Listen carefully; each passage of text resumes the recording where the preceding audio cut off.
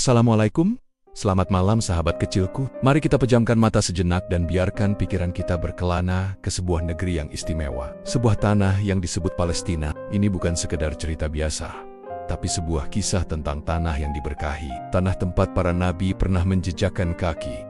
Dan tanah di mana harapan tak pernah padam, bahkan di tengah luka yang dalam. Jauh di masa lalu, di hamparan tanah yang subur ini, hiduplah banyak nabi utusan Allah.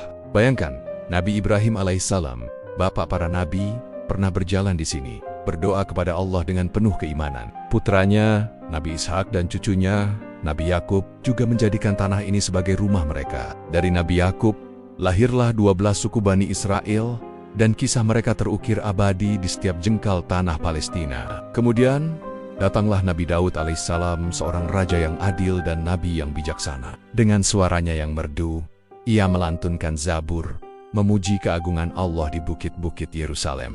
Setelahnya, putranya, Nabi Sulaiman alaihissalam, membangun sebuah istana dan tempat ibadah yang megah, Baitul Maqdis. Kerajaannya begitu luar biasa, bahkan angin dan jin pun tunduk atas izin Allah. Baitul Maqdis menjadi pusat spiritual bagi banyak orang pada masanya. Waktu terus berjalan, dan lahirlah seorang nabi yang mulia, Nabi Isa alaihissalam, di kota Bethlehem, Palestina. Dari buayan hingga dewasa, ia menyebarkan pesan kasih sayang dan kedamaian di tanah ini. Ia menyembuhkan orang sakit, menghidupkan yang mati atas izin Allah, dan mengajarkan tentang keesaan Tuhan setiap sudut danau Galilea dan jalanan. Yerusalem menjadi saksi mukjizat dan ajarannya yang penuh cinta. Hingga akhirnya, tiba masa Nabi kita yang tercinta, Nabi Muhammad SAW. Meskipun beliau lahir di Mekah, Allah memperjalankannya dalam satu malam yang ajaib. Peristiwa Isra Mi'raj. Dari Masjidil Haram di Mekah, beliau dibawa ke Masjidil Aqsa di Palestina. Disinilah, di tanah suci ini, beliau memimpin salat bersama seluruh nabi yang pernah diutus sebelumnya. Ini menunjukkan betapa istimewanya Palestina sebagai titik temu para utusan Allah. Masjidil Aqsa menjadi kiblat pertama umat Islam sebelum akhirnya dipindahkan ke Ka'bah. Karena itulah Palestina begitu dicintai. Ia adalah warisan para nabi, tanah yang diberkahi, tempat yang disebut dalam Al-Quran. Ia adalah bagian tak terpisahkan dari iman kita. Setiap muslim di seluruh dunia merasakan ikatan batin yang kuat dengan tanah ini. Namun, cerita Palestina tidak selalu dipenuhi dengan keindahan. Seiring berjalannya waktu, awan kelabu mulai menyelimuti negeri ini. Datanglah masa-masa sulit, di mana konflik dan pertikaian terjadi. Banyak orang yang terusir dari rumah mereka, tanah yang mereka cintai dan rawat selama turun-temurun. Bayangkan, anak-anak seperti kalian, yang seharusnya bermain dengan riang,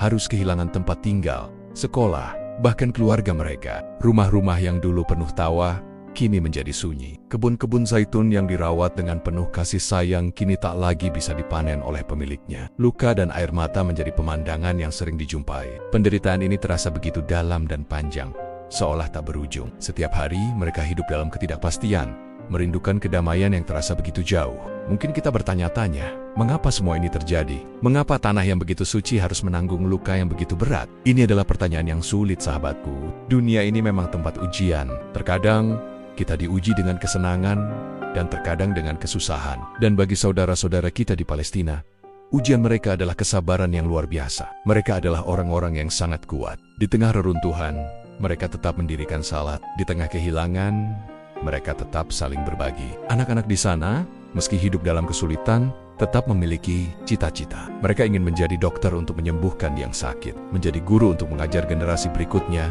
dan menjadi seniman untuk melukiskan keindahan tanah air mereka. Mereka mengajarkan kita arti keteguhan iman yang sesungguhnya. Mereka percaya bahwa setelah kesulitan, pasti ada kemudahan.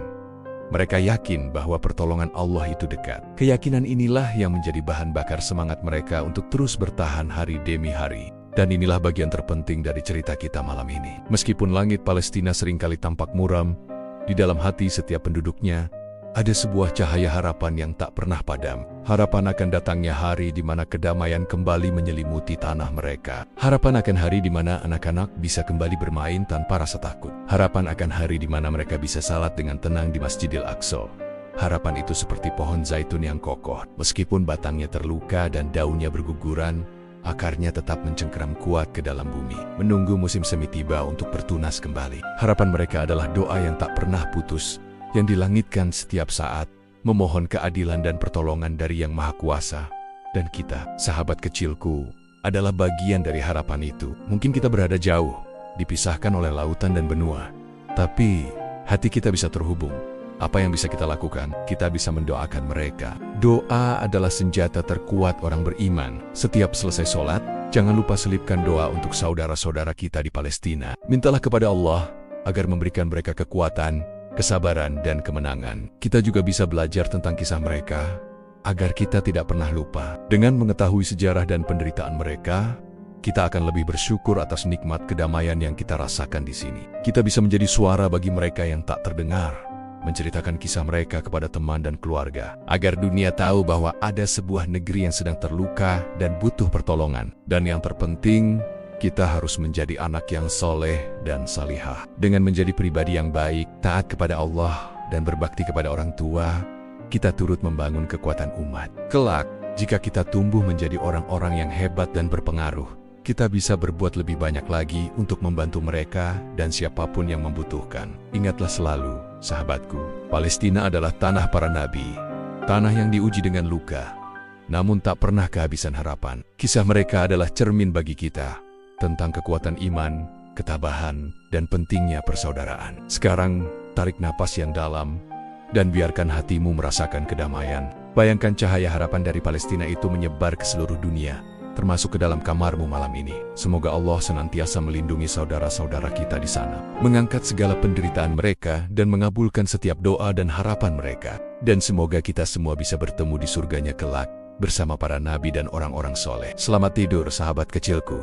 Semoga mimpi indah menemanimu. Sampai jumpa di cerita berikutnya.